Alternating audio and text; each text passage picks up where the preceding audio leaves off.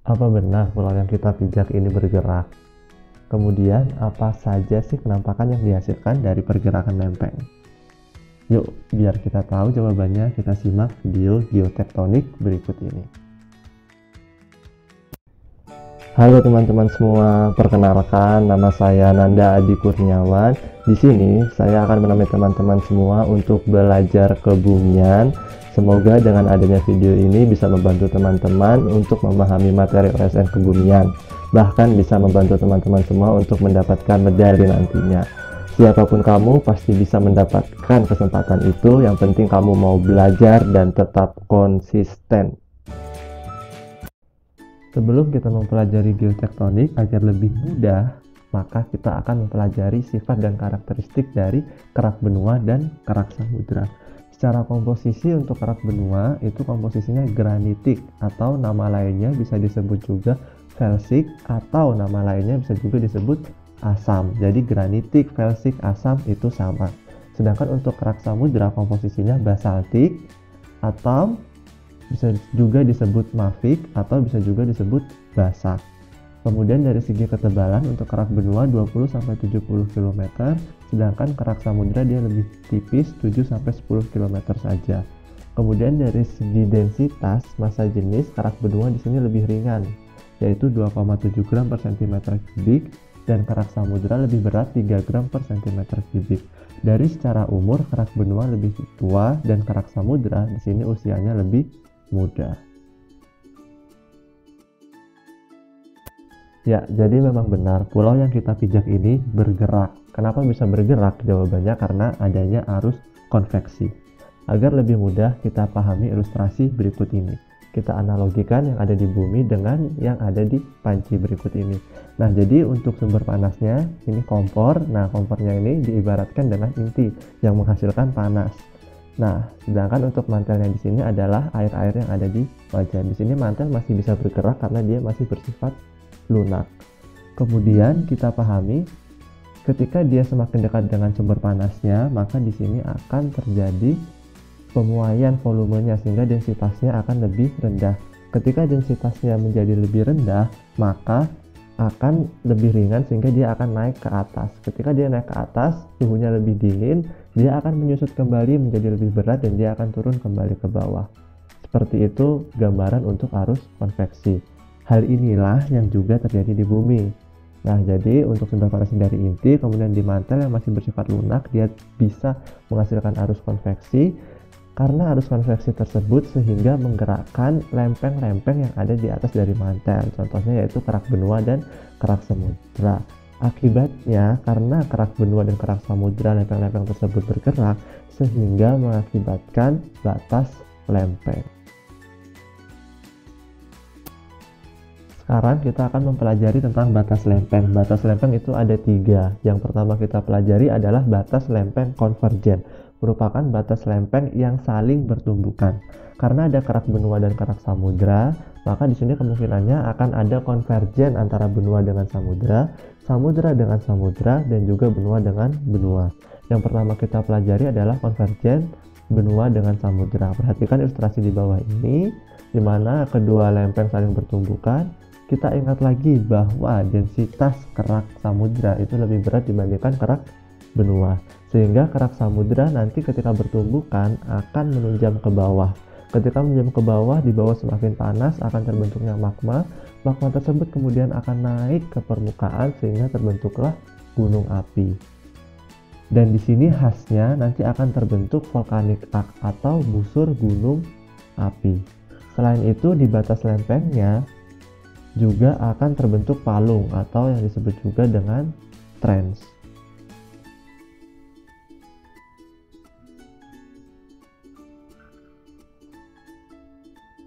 Kemudian yang kedua adalah batas konvergen antara samudra dengan samudra.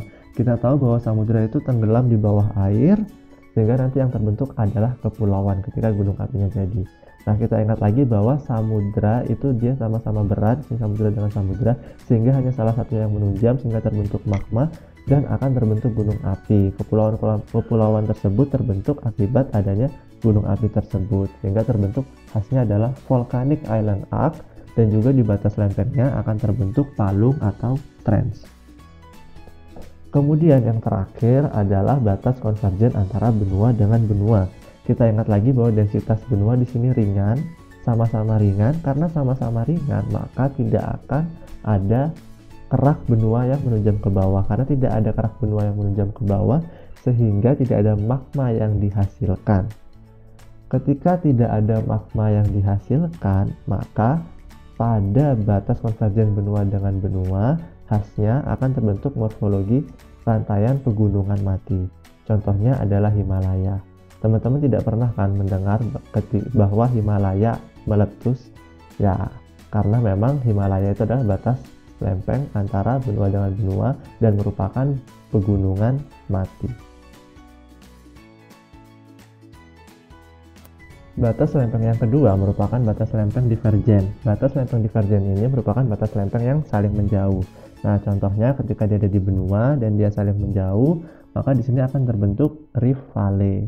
Kemudian nanti ketika dia akan semakin menjadi lebar seiring berjalannya waktu, maka dia akan terbentuknya laut yang sempit. Setelah terbentuk laut yang sempit, semakin lebar seiring bertambahnya waktu, maka nanti di sini akan terbentuk samudra.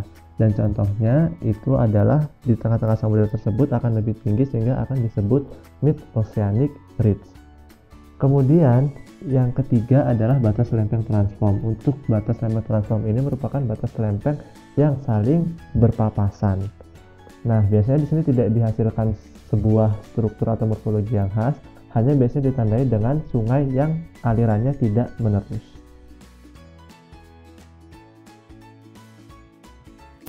Supaya tidak materi doang, yuk kita coba tebak batas lempeng berikut ini. Contoh-contoh gambar yang diambil dari Google Earth. Teman-teman pasti punya kan, nanti bisa dicoba lagi untuk mengidentifikasi batas lempeng yang ada di bumi ini. Ini merupakan contoh pertama. Nah, kita sepakat bahwa yang berwarna biru tua itu adalah kerak samudra. Sedangkan untuk yang daratan di sini yang benua Amerika Selatan itu merupakan kerak benua. Kemudian kita lihat di sini terdapat bagian yang sempit namun warnanya biru tua sekali, lebih biru lagi dari kerak samudra, berarti lebih dalam dan sempit. Nah, itu berarti yang kita sebut dengan palung atau trends. Kemudian di sekitar palung ini di bagian benuanya di sini terdapat barisan gunung api, tepatnya adalah Andean Volcanic Belt. Nah, ada palung dan juga ada barisan gunung api, maka ini merupakan batas lempeng konvergen antara samudra dengan benua. Kemudian contoh kedua ini merupakan di negara kita, Indonesia. Sama seperti tadi untuk berwarna biru tua merupakan kerak samudra. Nah, kemudian untuk Indonesia sendiri kita pernah ingat bahwa Indonesia dulu itu pernah menjadi satu kesatuan, bukan negara kepulauan. Dan memang Indonesia ini merupakan kerak benua, hanya dia tenggelam karena naiknya muka air laut. Jadi bisa disimpulkan Indonesia itu adalah kerak benua. Kemudian di sini terdapat bagian yang sempit dan dalam. Ini merupakan palung dan di sini terdapat gunung api dari Sumatera hingga Pulau Jawa, bahkan Bali dan Lombok. Oleh sebab itu bisa disimpulkan bahwa batas lempengnya adalah konvergen antara benua dengan samudra. Kemudian ini gambar nomor 3.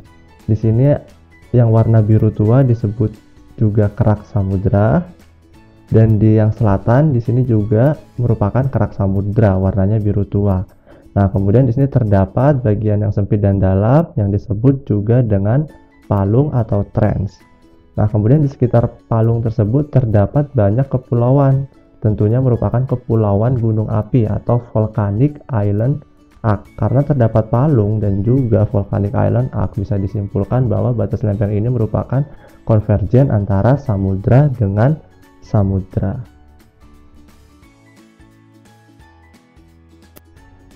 Contoh berikutnya ini merupakan yang berada di Asia, tepatnya di India. Yang ditunjukkan tanda panah di sini merupakan busur pegunungan mati. Contohnya adalah Himalaya. Kemudian di sisi selatan Himalaya kita tahu bahwa di sini merupakan daratan India, berarti di sini merupakan kerak benua. Sedangkan di sebelah utara juga daratan yang berarti kerak benua. Dengan adanya pegunungan mati di tengahnya bisa disimpulkan bahwa daerah tersebut merupakan konvergen benua dengan benua. Kemudian contoh selanjutnya yang terdapat di Samudra Atlantik. Di sebelah kiri gambar di sini merupakan lempeng Amerika Selatan. dan di bagian kanan merupakan lempeng Afrika.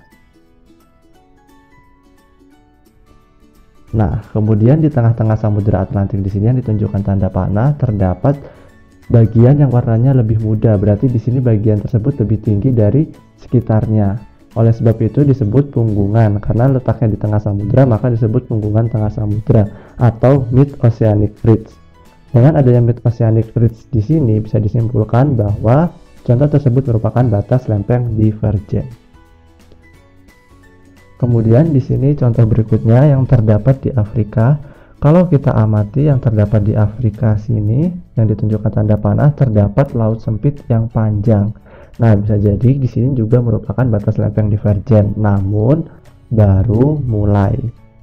Nanti lama-kelamaan jika terus-menerus seiring berjalannya waktu, maka di sini juga bisa menjadi samudra, yaitu benua Afrikanya terpecah. Selain kita mengetahui batas lempeng dari morfologi yang khas yaitu persebaran gunung api, kita juga bisa mengetahui batas lempeng dari persebaran gempa. Nah, seperti yang ada pada di gambar berikut, ini merupakan persebaran titik gempa, sehingga memperjelas batas dari suatu lempeng. Nah, kemudian dari lempeng-lempeng tersebut juga diberi nama seperti pada gambar di bawah ini. Nanti diamati kembali ya teman-teman.